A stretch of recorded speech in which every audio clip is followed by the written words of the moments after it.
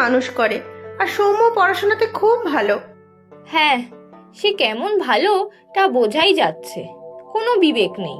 তারপর ভালো কলেজে চান্স পায়। ওই যে তুই যেটা পড়তে শহরে গিয়েছিলি, ও গিয়েছিল। MBA, সেটা অনেক খরচ। হ্যাঁ, MBA। এই বুড়িমা অনেক কষ্ট করে পড়ায়। তাছাড়া পড়াশোনায় ভালো স্কলারশিপও পেয়েছে। তারপর কি হলো? ঠাকুমার কষ্ট ভুলে গেল? তারপরে বিদেশে চাকরি পায়। 2 বছর আগে চলে গেল চাকরি করতে। তারপর থেকে 3-4টে চিঠি পাঠিয়েছে, কিন্তু এখন আর সেটাও পাঠায় না।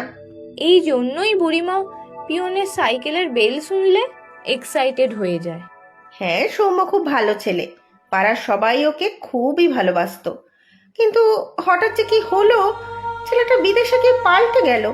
একটা খোঁজও নেয় না। ডিসগাস্টিং ছেলে একটা। কি করে যে তুমি ভালো বলছো? ওরে, চাল গুঁড়ো হয়নি এখনো? এই তো হয়ে এসেছে বুড়িমা। নারকেল কোড়া হয়ে গেলে দে দেখি, পুরটা বানিয়ে ফেলি। তোমায় কিছু করতে হবে না, এদিকটা আমি সামলে নেব। তুমি পাশের দিকটা দেখো, গ্রামে বাকি সবাই চলে এলো বলে। পায়েস হয়ে গেছে, আমি সকালে করে রেখেছি। আমি বরং কেকটা বানাই। আজকাল তো কেকের যুগ, কেক না কাটলে জন্মদিন বলে মনে হয় না। হ্যাঁ, যাও, তুমি বরং ওটাই বানিয়ে ফেলো। মাসি, কার জন্মদিন গো? আজ সৌম্যর জন্মদিন। আর সৌম্য পিঠে খেতে খুব ভালোবাসে। তাই বুড়িমা এই গ্রামের সবাইকে ডেকে বিভিন্ন রকম পিঠে পায়েস বানিয়ে নাতির জন্মদিন পালন করে আসছে। আর যার জন্মদিন সেই থাকে না। ছোট থেকে সৌম্য এই দিনটায় খুব আনন্দ করত। বড় হওয়ার পরেও একই। শুধু বিদেশে চলে যাওয়ার পর থেকে থাকে না। তবুও বুড়িমা গ্রামের সবাইকে ডেকে এইভাবে জন্মদিন পালন করে আসছে। পচা ছেলে একটা, ভালোবাসা প্রায়োরিটি এসব কিছুই বোঝে না। যাক, সব তৈরি হয়ে গেছে। বুড়িমা কই গেলে? আসো এবার। এই তো আমারও কেক তৈরি, নলেন গুড়ের স্বাদে। বাহ বুড়িমা, কি সুন্দর পিঠে দিয়ে সাজিয়েছো গো। চলো তাহলে শুরু করি কেক কেটে খাওয়া দাওয়া। হ্যাঁ রে, অপেক্ষা করে লাভ কি? আমি কাটি তার নামে। আমার জন্মদিনের কেক আমিই কাটবো। ও মা, সৌম্য! কে? এটা কি সত্যি আমার চাঁদ এসেছে নাকি? আমি স্বপ্ন দেখছি? তুমি ঠিকই দেখছো ঠাকুমা, আমি এসেছি। ও, এই বুঝি সেই পচা ছেলেটা?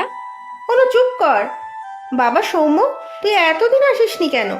তো ঠাকুমা তো কেঁদে কেঁদেই অসুস্থ হয়ে পড়বে। আমিও আসতে চাইতাম, কিন্তু নতুন চাকরি, তার উপর বিদেশ, সেটেল করতেও তো টাইম লাগে। তার উপর ছুটিও পাওয়া যায় না। তা বলে কি এই বয়স্ক ঠাকুমার একটা খোঁজও নেওয়া যায় না? নতুন চাকরি, ছুটি পাওয়া গেলেও তা 1-2 দিনের জন্য। এখানে আসার মতো অনেক ছুটি পাওয়া যেত না। আর এখানে আসা যাওয়ারও অনেক খরচ। এবারে কতদিনের জন্য এসেছিস বাবা? তোর শরীর ঠিক আছে? এবারে বেশ 2 মাসের ছুটি নিয়ে এসেছি এখানে। 10 দিনের ছুটি আছে, আর 1.5 মাসের মতো ওয়ার্ক ফ্রম হোম পেয়েছি। যাক, মুখখানা 2 মাস মতো দেখতে তো পাবো। তারপর আবার বুকে পাথর চাপা থাকবে। কোনো বুকে পাথর চাপা দিতে হবে না, আমি সব গুছিয়ে এসেছি। এবারে একদম তোমাকে নিয়ে যাব। বাহ দাদা, এটা একদম ভালো করেছো। তবে প্রত্যেক বছর এই সময়টা মিস করব। প্রত্যেক বছর আমার জন্মদিনটা এই গ্রামেই কাটাবো তোমাদের সঙ্গে। এবার সবাই মিলে খাওয়া শুরু করো। পিঠের গন্ধে আর যে থাকতে পারছি না।